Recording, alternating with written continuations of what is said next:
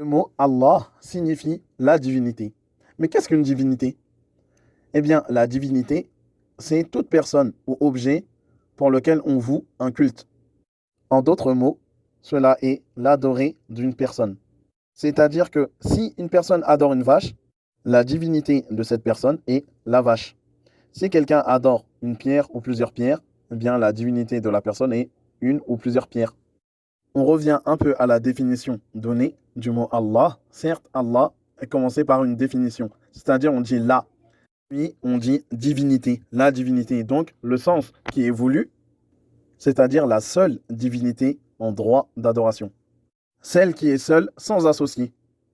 Et dans la terminologie islamique, Allah fait référence à la divinité qui mérite d'être adorée seule et sans associé.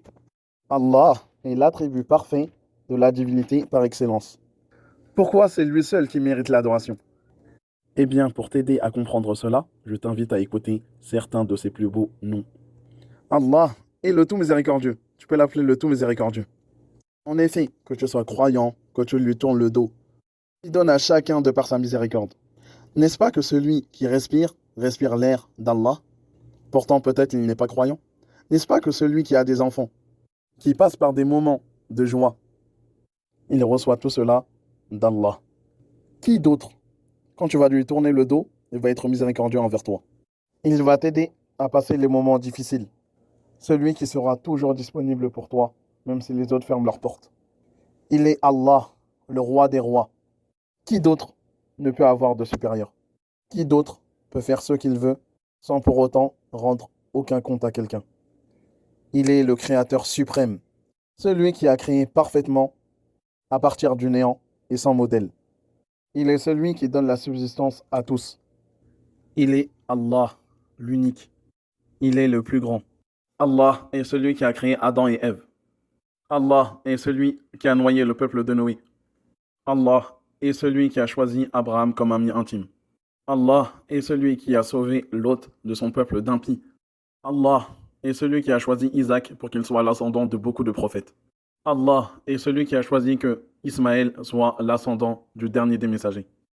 Allah, c'est lui qui a rendu à Israël, Jacob, fils de Isaac, son enfant Joseph.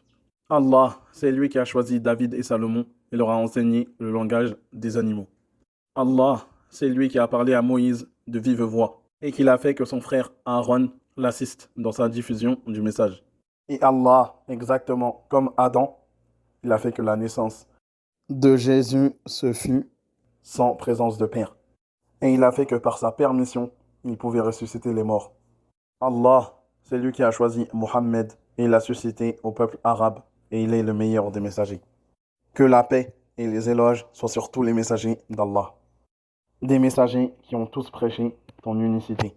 Allah dit dans le sens des versets, et nous avons envoyé dans chaque communauté un messager pour leur dire, adorez Allah et écartez-vous de ceux qui transgressent le Tarout. Ce sont ceux qui demandent à se faire adorer en dehors d'Allah, ou bien ceux qui agréent de se faire adorer en dehors d'Allah. Allah dit dans le sens des versets dans la sourate 59, c'est lui Allah, nulle divinité en droit d'être adorée autre que lui, le connaisseur de l'invisible, tout comme du visible. C'est lui le tout miséricordieux, le très miséricordieux. C'est lui Allah, nulle divinité méritant l'adoration autre que lui, le souverain, le pur, l'apaisant, le rassurant, le prédominant, le tout-puissant, le contraignant, l'orgueilleux. Gloire à Allah. Il transcende ceux qui lui associent. C'est lui Allah, le créateur, celui qui donne un commencement à toute chose, le formateur. À lui les plus beaux noms. Tout ce qui est dans les cieux et la terre le glorifie. Et c'est lui le puissant, le sage. Allah dit dans le sens des versets, dans la sourate 2, au verset 255. Allah, point de divinité en droit d'être adoré à part lui. Le vivant, celui qui subsiste par lui-même. Ni somnolence, ni sommeil ne le saisissent. À lui appartient tout ce qui est dans les cieux et sur la terre. Qui peut intercéder auprès de lui sans sa permission? Il connaît leur passé et leur futur. Et de sa science, il n'embrasse que ce qu'il veut.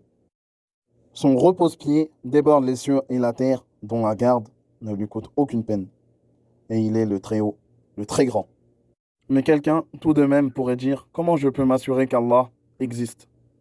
Et on pourrait dire déjà à cette personne, si vraiment elle était objective, elle comprendrait qu'en réalité, c'est à elle de prouver qu'Allah n'est pas existant. Car exactement cela va à l'encontre de la logique. Car la règle que tout le monde connaît dans ce monde, c'est que quand on voit quelque chose, il y a quelqu'un qui l'a créé. Donc, si on affirme qu'il n'y a rien qui a créé la chose qui est devant nous, donc c'est à elle de nous dire exactement pourquoi. On voit le soleil briller avec sa chaleur et etc. Excusez-moi, c'est qui l'a allumé, c'est qui a fait tout cela. Pareil, on voit la Lune qui suit un orbite très précisément positionnée. Donc, une personne saine, la première chose qu'il se dit, c'est qu'il y a un horloger au-dessus. Si on utilise la théorie du hasard, pourquoi les choses se répètent? Moi, j'ai toujours vu la journée, puis après la nuit, le jour, et etc. Quand il se passe quelque chose sur la terre, tout le monde cherche la raison. Et quand quelqu'un croit en Allah ou qu'il cherche quelque chose, les gens tournent le dos et disent pourquoi vous croyez qu'il y a une raison? Donc, c'est à lui de nous dire pourquoi il n'y a pas de raison. C'est-à-dire pourquoi il n'y a pas de cause. Donc, la seule explication, c'est qu'Allah est le faiseur des causes. C'est lui qui régit l'univers. Pas croire en lui serait une injustice et un enflement d'orgueil. Allah dit dans le sens des versets, en parlant de ces signes, il dit, ils les nièrent injustement et orgueilleusement, tandis qu'en eux-mêmes, ils y croyaient avec certitude. En effet, celui qui ne veut pas croire en lui est injuste, car tous les signes sont clairs. Certes, au plus profond de lui-même, il sait que c'est la vérité. Il sait que c'est ça la base de la raison, de la logique des choses. Mais il doit tout faire pour renier cela en se basant sur des choses qui sont en réalité farfelues pour justifier le fait qu'il ne croit pas. Parmi les choses sur lesquelles il va se baser, c'est qu'il va te dire, mais si Allah existait, est-ce qu'il aurait voulu que dans son royaume, il y ait du mal qui se passe? On a des guerres, des criminels, et etc. Et nous, on pourrait répondre que déjà, ils se dissimulent.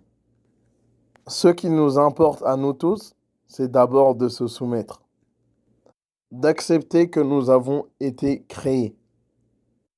Et après, de savoir ce que font les hommes comme mal, ne nous importe que peu. Car nous savons que nous sommes limités, nous hommes.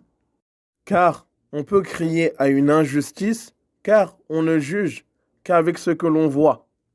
Qui peut affirmer que cela n'est pas mérité? On peut voir quelque chose de mal, mais lorsqu'on connaît toute l'histoire après, on comprend que c'était ce qu'il fallait faire. Et maintenant, revenons à ce que la personne avait dit. Pourquoi nous avons dit que cela était farfelu? Car il faut savoir que lui ne sera pas demandé sur ce qu'il fait, et nous, on sera demandé sur ce qu'on ne fait pas. S'il y a du mal qui se passe dans son royaume, toi, ce n'est pas ton problème. Et sache que tout ce qui se passe est une sagesse, car il est le bon et le sage. Allah dit dans le sens des versets, et dit la vérité émane de votre Seigneur. Quiconque le veut, qu'il croie, et quiconque le veut, qu'il mécroie. Nous avons préparé pour les injustes un feu dont les flammes les cernent. Et s'ils implorent à boire, on les abreuvera d'une eau comme du métal fondu, brûlant les visages. Quelle mauvaise boisson et quelle détestable demeure.